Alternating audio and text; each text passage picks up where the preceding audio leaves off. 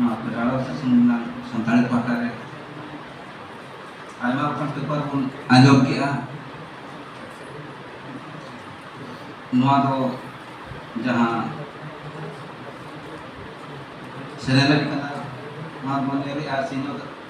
tadi kuat lakar sahaja jujur nuah barat itu peper ko sapra buka nuah kemudian jahan tina peper pun nyel kia jete je pray sur-supur katha pun nyel kia se sur-supur katha pun anjom kia मेनखान उना को मुद्रे ठीक paper तो इनका धरा को बनाओ का मेनखान किसुगन paper तो उनको कम भिन्न को बनाओ का उना तो काले का किसुगन पेपर तो मेnyel किया जहाँ टोटली ऑनल बेस करना जहाँ तो ऑल इदी का आर किसुगन पेपर नोडे जहाँ पन nyel ya नोडे गुना हमरोमा दुखु मारने सालगे नुकु पेप नुहरा जहाँ मेना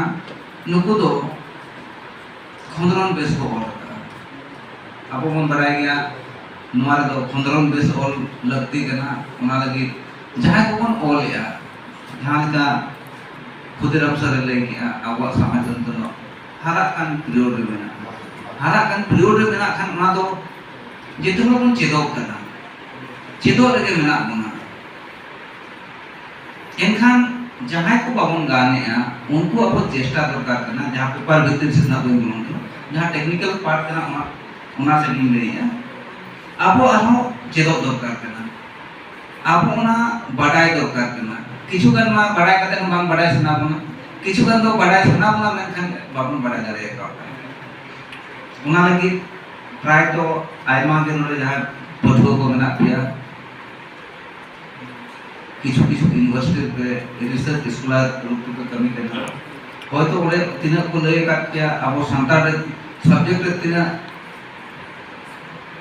रिसर्च बेस ओना क्लास हुई करना बइमेन किया मेनखान एटा एटा सब्जेक्ट जहां आरो बेस को लय को बेस पढ़ा हुईबा जदि क्लास रे बांग हुई करना ओना तो मारा कथा तो बांग करना आपे ओना ताइनो तिना पिसना दाड़े का ओना मारा उना लगी किछु दिन मानम आले हो नो एशिया पाठ्यक्रम प्रोग्राम दोहो कना जे 15 मनोल बारे ते पुनिया पुनिया क्लास होइना मोरे आयमा होल मेना आपे जहां के क्लास पे अटेंड करा जे आलिया कुरुमुटु मेना जे आबोरेन जहां तने पठको मेना पे उनको जेमन ऑल रनम स्टाइल डेवलपमेंट उयहर भावना डेवलप ओना मारन कथा करना एखान मोरे जहां आपे ओनल ऑल रे कमी मेना ओना पुरो दाते नोआ तो बइन मेना जे ओना क्लास लेखान जे पुरो ओना तो क्लास अटेंड हुआ खंडरन ओनल पढ़ाव हुआ किछु जगह रे सेलेदो हुआ हर सा न्यापाम हुआ हर सा गपालमारा हुआ तो बेना ओना तो डेवलप हुआ ओना लगी ते अब तो मेहनत हुआ कमी हुआ ओना लगी जहां तिना तेहेन नोड़े पेपर पे पढ़ाव किया रघुनाथ टुडू मदन हेम्ब्रम जागरण मुर्मू मनसा मोहन हेम्ब्रम बुद्धेश्वर बास्के लिली मारांडी सिरन टुडू गासीराम हेम्ब्रम बुना हेम्ब्रम दुखु मांडी सालगे किस्कू मिनती मारांडी आपे को आयमा आयमा सारा ये पेपर हो कते पढ़ाव ना मिटन कुरुमुटे दोहो का चिदो लेना आहो चेदो ना लगती मेना आले हो चेदो रगे मेना लिया जहां हिलो ले चेक सर किया उइहर कापे आले अगर मा धरती नन आले नोर ताहन नन ई प्योर हो चपाय नोरे दिन को पढ़ा करना बइमेन किया आले ओना यूनिवर्सिटी रे जहां रिटायरमेंट करते किछु गान हराम को लाइब्रेरी नितम को दुल चिदा किछु जिनिस आरो चेदो नन मेना का किछु जिनिस आरो बड़ाय नन मेना ओना लगे उनको लाइब्रेरी को दुल करना एखान चेत आम सर्विस नाम के खंगे पढ़ाव ऑल पढ़ाव मुचत ना उनकान कथा दो बांग करना आपो तो पढ़ाव काय ताहन हुआ दमयंती मैडम जहां मेन किया मिटन जायगा सेटरो लगे अब ऑल हुआ ऑलो हुआ आलो बन ताइनम अमर ट्रांसलेशन को कमी कोरा हुआ जेते हर इबन किछु कमी बन आउटपुट बन उदुक मा कमी बन को उदुक मा तबे नागे अब सामेद हरा बुरुआ अब जहाँ सामेद लगे लिपि बन व्यवहार हरा बुरुआ नितों समय रे जहाँ खुदराम मुर्मू के लय कि उनिया कथा दिन समझ बचुनिया जे कंट्रोवर्सी बचुनी हर बाको अपोजिया आयमा जायगा को अपोजिया मेनखान जहाँ जायगा रे अपोज दरकार कना ओंडे बाको अपोजिया साहित्यिक जिनिस दो साहित्यिक अखड़ा को अपोजा इन दो सेमिनार रे रोड के इनखान आगुतन सेमिनार रे नवा कथा बारे को लय आ जे बांग नवा दो भूले मेनका यदि फेसबुक रे वायरल के ओना तो साहित्यिक अखड़ा दो इफेक्टिव तो बांग करना व्हाट्सएप रे ना इफेक्टिव बांग करना इन यदि ऑल काते ना बड़ी नी ऑल का आर हड़ ओना ये ऑल माजे नु तो मा जगह रे बड़ी के ऑल का ओना तो हुयु करना कम हुयु करना जहां तिना यूनिवर्सिटी रे कमी हुयुआ जहां तिना यूनिवर्सिटी रे ऑल प्राप को सागेआ उना मा दो ओना जिनिस भेरोआ इनखान हड़ बड़ी ऑल को बतलवा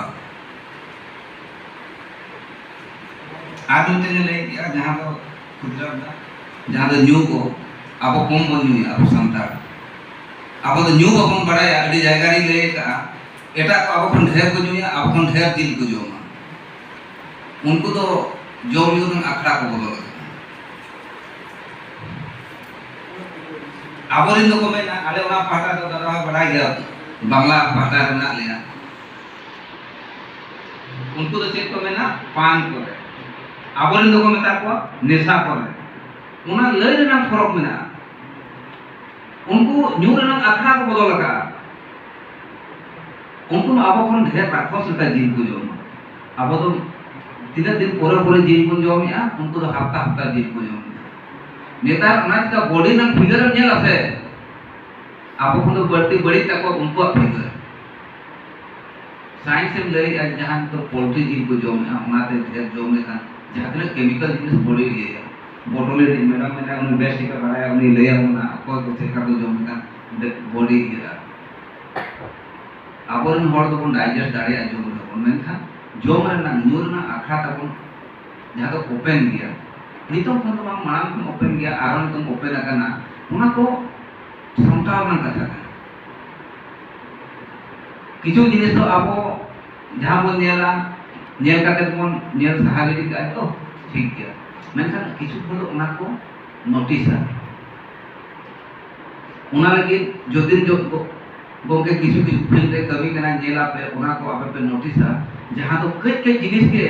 आबो समाज रे अड़ी बढ़ती इम्पैक्ट पड़ा कना ओना को जेमन कमी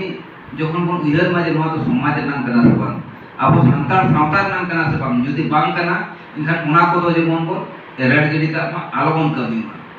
बाखान एटा लिटरेचर यदि एंथ्रोपोलॉजी रे स्टूडेंट को हिजुआ ओना के को नोटिसा जे नवा तो संतार सावतार नाम कना